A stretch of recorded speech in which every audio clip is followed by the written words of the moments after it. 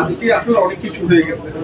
তো ব্যক্তিগতভাবে ফ্লাইটেক্স এভিয়েশন উদ্যোক্তাকে ধন্যবাদ দেয়, কারণ ওনার এই প্রেস কনফারেন্সের কারণে অনেকেই আমার ব্যবসায়িক পরিচয় জানতো না আমি কে, অনেকেই জানতো আমি বইয়ের টাকায় চলি, আমি ভালো আমার ব্যবসায়িক পরিচয় রিভিল হয়েছে, আমার কোম্পানির চূড়ান্ত মার্কেট হয়েছে। ফ্লাইটেক্স এভিয়েশন একমাত্র কোম্পানি যে হচ্ছে বাংলাদেশ আর্মি ওয়েলফেয়ার ট্রাস্টের সাথে চুক্তিবদ্ধভাবে কাজ করে। ফ্লাইট এভিয়েশন কোম্পানি একমাত্র কোম্পানি যে কক্সবাজার থেকে সেন্ট মার্টিনে হেলিকপ্টারে যাত্রী নিয়ে যেতে পারবে সেই পারমিশন হোল্ড করে। আমরা কখনোই এই জিনিসগুলো আমি ব্যক্তিগতভাবে প্রচার করতে চাই না। আমার বউ ব্র্যান্ড প্রমোটার হলেও আমি বিজনেসম্যান হিসেবে খুবই আড়ালে থাকতে চাই, কারণ আমি চাই না এই বিষয়গুলো বেশি সামনে আসে।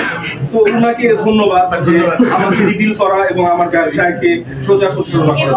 এই সমগ্র ঘটনার মধ্যে সবচেয়ে ভালো একটা দিক হলো যে এই যে দুষ্টু চক্র, প্রতারক চক্র, যারা আমাদের মতো ছোট ছোট বোনদের যারা মিডিয়াতে কাজ করতে আসছে, যারা হচ্ছে স্বপ্ন নিয়ে আসছে, মডেল হওয়ার স্বপ্ন নিয়ে আসছে, আমিও এক সময় নতুন ছিলাম, আমিও অনেক স্বপ্ন নিয়ে আসছিলাম, সেই প্রতারক চক্রগুলোর হাতে মুখোশ উন্মোচন হচ্ছে যে আমাদের আর কোনো ছোট বোনেরা যাতে এই দুষ্টু চক্রের মধ্যে না জড়ায় এবং লক্ষ লক্ষ টাকার ক্ষতির সম্মুখীন না হয়, এবং তাদের ব্যক্তিগত ছবি রিভিল করে দেওয়া হবে বলে থ্রেট দেওয়া হচ্ছে যে আজকে একজন ভুক্তভোগীকে আসতে মানা করে দেওয়া হয়েছে, বলেছে তাকে জানের হুমকি পর্যন্ত দেওয়া হয়েছে এবং তার এবং তার পরিবারের সাথে যারা যুক্ত আছেন তাদেরও ক্ষতি করবেন বলে। কত বড় একটি দুষ্টু চক্র, আপনি ভাবতে পারছেন যে এই চক্রটাকে আমরা যা উন্মোচন করতে পেরেছি তা আল্লাহ যা করে ভালোর জন্যই করে। হয়তো আমাদের এই সোশ্যাল মিডিয়ার এই গৃহযুদ্ধে যেটাকে আমরা বলছি এবং সোশ্যাল মিডিয়ার যুদ্ধ, এর আড়ালে এই যে কেঁচো ফুটতে গিয়ে সাপ বেরিয়ে এসেছে।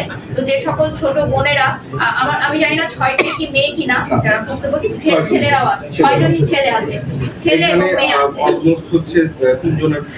মোট 45 লক্ষ টাকা আত্মসাৎ করা হয়েছে, 45 লক্ষ টাকা আত্মসাৎ করা হয়েছে।